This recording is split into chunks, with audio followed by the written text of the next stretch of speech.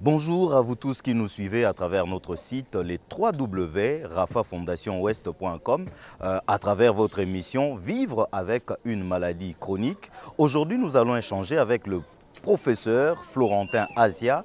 Il est psychopathologue. Nous allons parler avec lui sur le trouble de comportement auprès des enfants. Nous allons commencer par le présenter. C'est un éminent professeur. Il enseigne à l'université de Kinshasa. Il est aussi également promoteur de l'ONG Aide aux enfants en situation difficile. Nous allons parler avec lui sur les enfants. Vous savez bien que le comportement le trouble de comportement a eu comme conséquence le phénomène Kuluna à travers la ville de Kinshasa et aussi le phénomène enfant de la rue. Nous commençons par lui poser la question de savoir, docteur, comment peut-on déceler le trouble mental ou trouble de comportement auprès de l'enfant? Bon, ce qu'il faut savoir, c'est que l'enfant, d'abord quand l'enfant vient à la naissance, il est doté d'un héritage génétique fabuleux, mais cet héritage-là n'est pas stabilisé.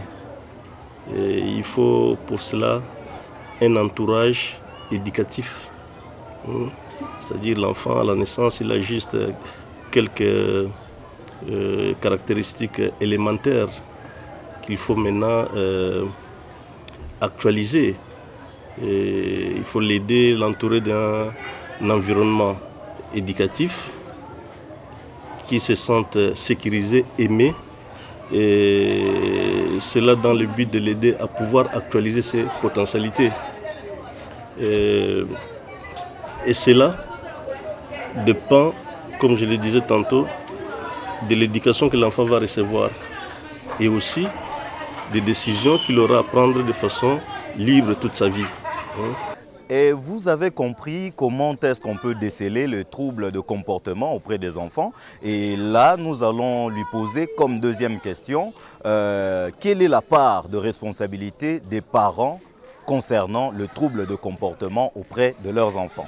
Vous savez, l'enfant, quand il arrive, ceux qui doivent l'accompagner, ce sont des adultes que nous sommes. Et les premiers adultes à pouvoir l'accompagner, ce sont les parents. Parce que les parents constituent le premier facteur de socialisation de l'enfant. Pour que l'enfant devienne un homme fait, il est censé bénéficier de l'apport de l'autorité de son père et de la tendresse de sa mère. Si ces deux éléments-là ne se marient pas, l'enfant a de fortes chances de devenir un hors-la-loi. C'est-à-dire que c'est difficile pour un enfant. Nous déplorons aujourd'hui le phénomène Kuluna. Mais lorsque vous entrez dans les dedans des choses, la plupart de ces enfants-là, ce sont des enfants qui n'ont pas fait une expérience réussie avec leur père. Souvent, ce sont des enfants qui sont issus de familles monoparentales ou des parents divorcés. Ils n'ont pas eu affaire à une image virile du père. Certes, il y en a qui se disent nous avons un père, mais un père tonton. Parce qu'avant d'être père physique, il faut être un père psychologique. L'enfant doit sentir qu'il a affaire à un père qui l'aime, qui l'approche. Et comme ça, il peut s'ouvrir, il peut faire de ce papa-là un confident. Mais quand c'est un père tonton qui débarque rien que le week-end, avec la charcuterie, avec des billets de banque, ça, ce n'est pas aider l'enfant. Donc c'est difficile pour l'enfant de devenir un homme fait. Et les psychanalystes disent qu'en ces moments-là, c'est difficile pour les surmois de s'installer. Et les surmois, c'est l'instance qui fait que vous et moi, nous puissions respecter les lois de la République. Donc c'est les parents, l'apport des parents est indispensable. Alors des parents qui savent jouer leur rôle. L'autorité du père, elle est indispensable. La tendresse de la mère, elle est indispensable. Sinon, c'est la dérive. Donc tous ces cas de Kuluna, ce sont des enfants qui n'ont pas de père. Les premières personnes à constater qu'il y a problème dans les chefs de l'enfant, ce sont les parents. C'est pourquoi, par exemple, vous demandez à maman, lorsque vous lavez l'enfant, il faut bien toucher l'enfant. C'est en ce moment-là qu'on sent qu'il tient, mais pourquoi vous ne voulez pas qu'on touche cet orteil-là?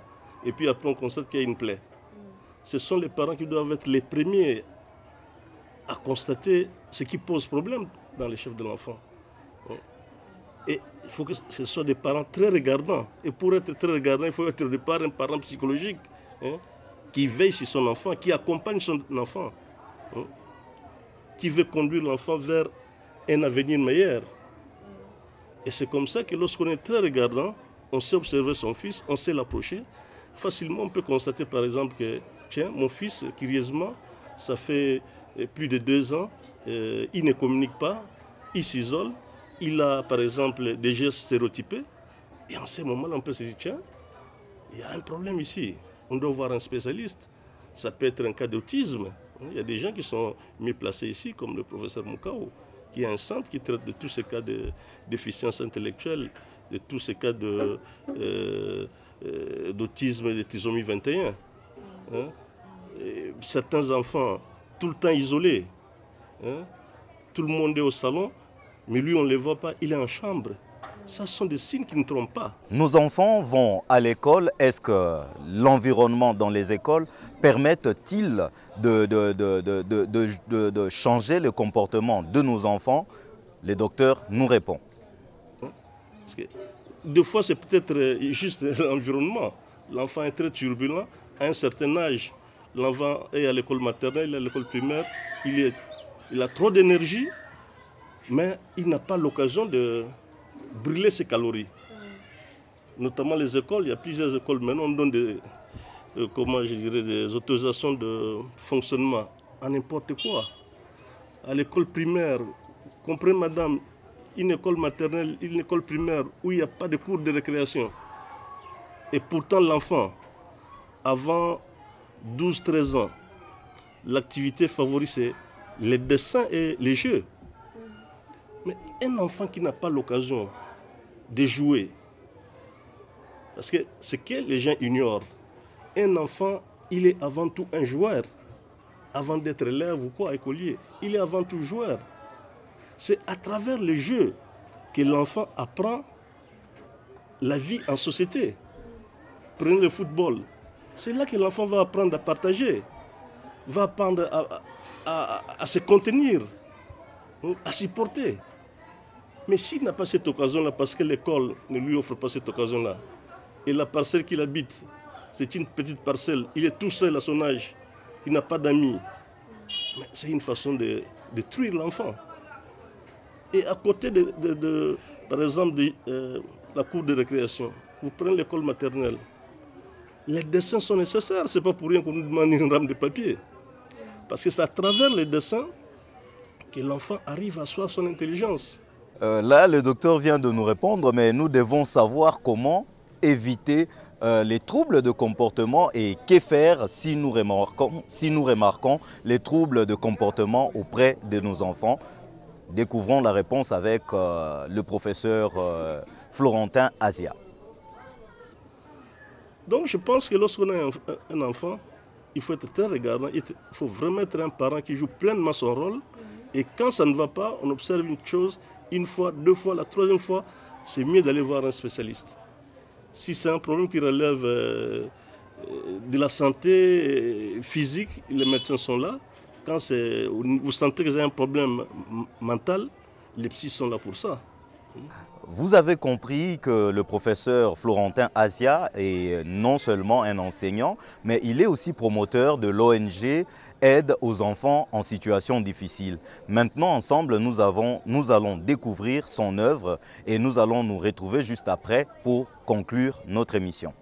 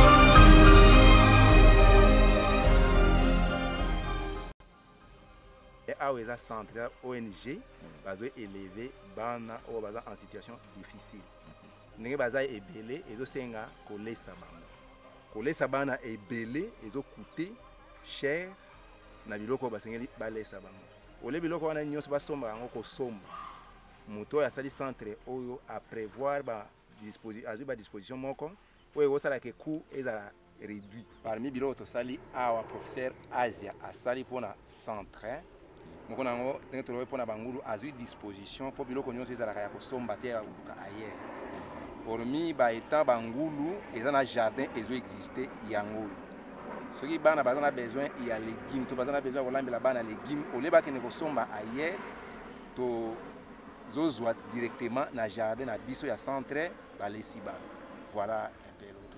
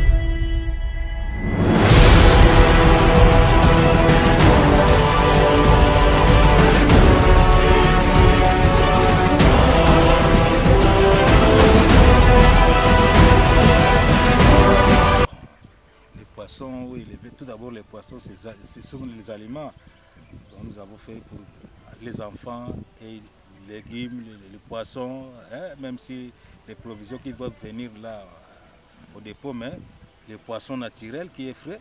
Donc c'est ça notre devise pour les enfants.